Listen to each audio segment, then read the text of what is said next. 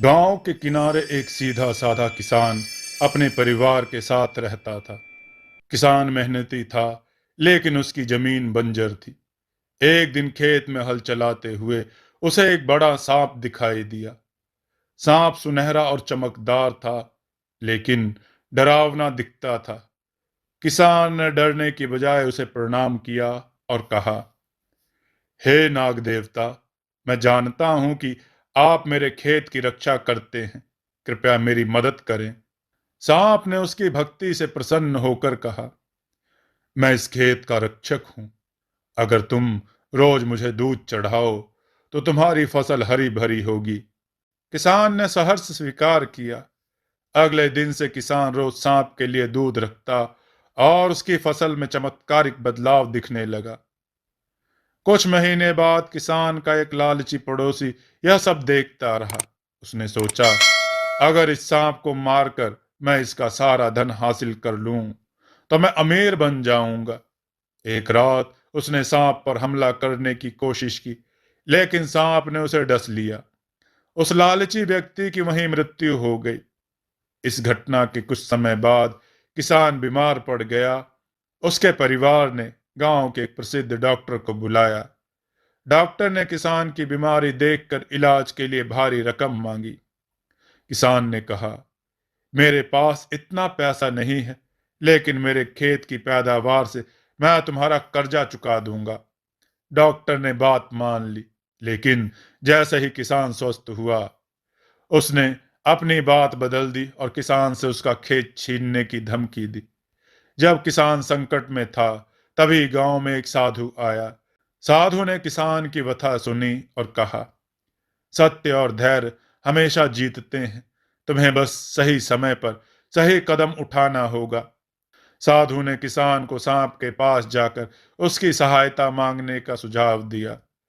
किसान ने साधु की बात मानी और सांप के पास गया। सांप ने उसकी पूरी कहानी सुनी और कहा, मैं तुम्हारी मदद करूंगा, लेकिन तुम्हें हिम्मत दिखानी होगी। सांप ने किसान को एक ऐसा पौधा दिया जिससे डॉक्टर की असलियत सबके सामने आ गई। गांव वालों ने डॉक्टर को दंडित किया और किसान को न्याय मिला। इस तरह किसान, सांप और साधु ने मिलकर मतलब परस्त डॉक्टर और लालचियों को सबक सिखाया। बुद्धिमान किसान, सांप और राजा। मित्रों, ये एक और कहानी है। बहुत समय पहले एक छोटे से गांव में रामू नाम का एक किसान रहता था। वह ईमानदार और मेहनती था, लेकिन उसकी जमीन बंजर थी। मौसम की मार और राजा के भारी करों ने उसकी जिंदगी को और कठिन बना दिया। बावजूद इसके रामू ने कभी किसी से शिकायत नहीं की। एक दिन जब रामू खेत की जुताई कर रहा था, तो उसे एक पुरानी मिट्टी की घड़ी मिली। घड़ी खोलते ही उसके सामने एक सांप प्रकट हुआ। वह सांप चमत्कारिक था और उसने रामू से कहा, मैं इस जमीन का रक्षक हूं। जो मेरी इज्जत करेगा, मैं उसकी मदद करूंगा। लेकिन अगर किसी ने मुझे धोखा देने की कोशिश की तो मैं उसे बर्बाद कर दूंगा। रामू ने सांप से वादा किया कि वह रोज उसे दूध चढ़ाएगा। बदले में सांप ने उसकी फसल को हरा भरा बना दिया। रामू की जिंदगी धीरे धीरे बेहतर होने लगी। गांव के राजा को रामू की तरक्की की खबर मिली। राजा स्वभाव से लालची था और उसने रामू को बुलाकर पूछा, तुम्हारी फसल इतनी अच्छी कैसे हो गई? कहीं तुमने हमारे जंगल से कुछ चुराया तो नहीं? रामू ने डरते हुए सच्चाई बताई। राजा को सांप की कहानी सुनकर लगा कि सांप के पास जरूर कोई खजाना होगा। उसने रामू से कहा, कल मुझे उस सांप से मिलवाओ। अगर तुमने झूठ बोला तो तुम्हें सजा मिलेगी। रामू राजा के लालच से परेशान था। वह अपनी समस्या लेकर गांव के एक प्रसिद्ध साधु के पास गया। साधु ने रामू को सांप के पास न्याय करने की सलाह दी और उसे यह समझाया, सांप चमत्कारी है, लेकिन वह केवल उन लोगों की मदद करता है जो सच्चे और निष्पाप हैं। राजा के लालच का सामना बुद्धिमानी से करो। अगले दिन रामू राजा को सांप के पास ले गया।